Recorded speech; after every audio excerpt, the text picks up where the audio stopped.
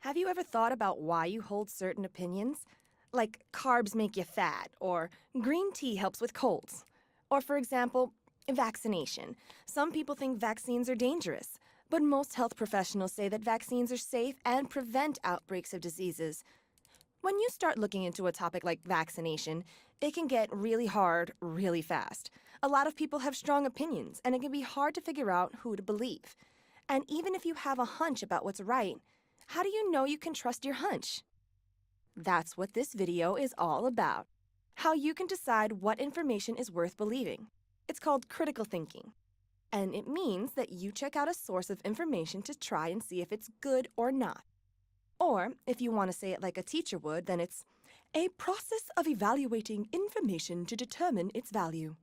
The point is, if you're a critical thinker, you just don't believe everything people say. You take the time to think about whether something is worth believing. Critical thinking is complicated, and it takes practice. To get started, we're going to look at two basic concepts you should understand when you evaluate the quality of an argument. The first is reliability, which means able to be trusted to do or provide what is needed, and likely to be true or correct. And then there's accuracy, which means freedom from mistake or error. So you're thinking, duh, right? Of course you want to get information from accurate and reliable sources. But how do you know these things? Let's say you're reading a thread about vaccines on Reddit. Yeah, Reddit. A totally reliable place to get information, absolutely. But actually a bunch of people really do get information there, so you're reading this thread on Reddit, and one person is like, U.S. children are now being given as many as 40 vaccines, often in clusters by the time they're 2. Geez, that's an awful lot of vaccines. But then another person says the kids don't get 40 vaccines, they get 13. It's just that some vaccines come in more than one dose. Okay. How do I figure out which of these posts is more reliable? If this were a book or an article, I could find out more about the author. But on Reddit, everyone uses screen names. So obviously that's not going to work. Another thing I would do would be to see if either person provided evidence for their argument. If they include a citation or even a link, that might make them more reliable. But neither of them provides a source. And big shock here, right? I'm starting to think neither of these people are reliable. But what about accuracy? Just because they don't look reliable doesn't mean their information is wrong. Since I don't know anything about what shots kids get, I'm gonna have to find an expert and see what they say. The Center for Disease Control, or the CDC, is the government agency that tells us what vaccines to get. That should be a reliable source. On their website, I find this. This lists all the shots kids are supposed to get, and when I count things up, it looks like they recommend kids under 2 get vaccinated against 14 diseases. But some of those vaccines need more than one dose, and sometimes one shot includes more than one vaccine. I mean, look at these details, people! There are too many variables to say exactly how many shots a kid gets in the first 2 years of their life. So, neither of these people on Reddit was being totally accurate. The first guy was exaggerating, and the second guy was simplifying way too much. So, let's say you want to get more information about vaccines on Google. Chances are that you'll find a link to Mercola.com. There's some pretty scary stuff on this site. Here's an article about how all these kids in China died after they got a hepatitis B vaccine. Ooh, that's scary. Okay, I'm not gonna freak out. I'm gonna do the whole reliability accuracy thing. And then I'm gonna freak out. Right? Okay, so let's check. Reliability. Unlike on Reddit, this article actually provides the name of the author, Dr. Mercola. Oh boy, a doctor!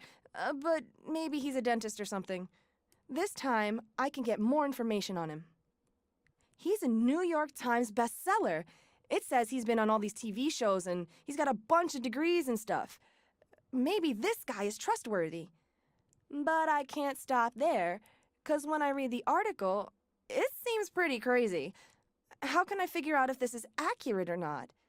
With the Reddit post, I went looking for more information on the topic.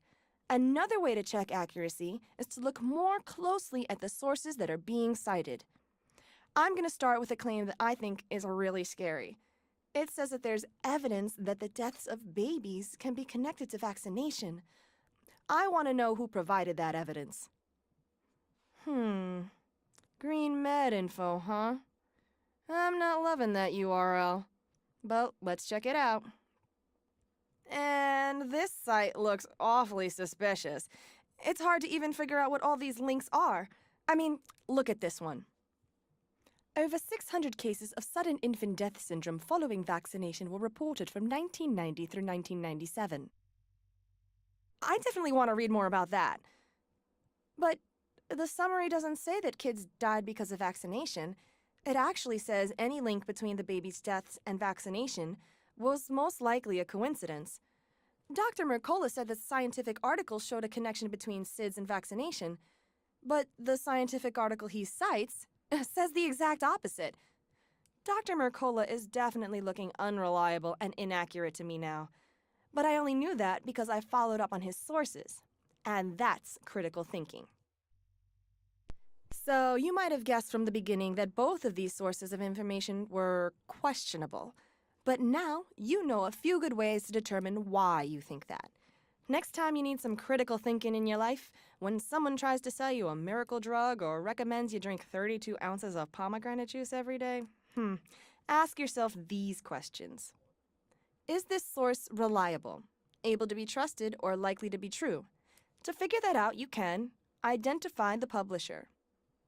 Or maybe you can research the author's education, experience, and other credentials. And check if citations or sources are provided. You should also ask, is it accurate, free from mistake or error? You can try finding another source to confirm information, and following citations to see if they're used accurately. When you do these things, you're engaged in critical thinking, which means you're evaluating information to determine its value. You're coming up with solid reasons for believing someone or something. This process makes you smarter, less easily manipulated, and better informed. Go ahead, try it.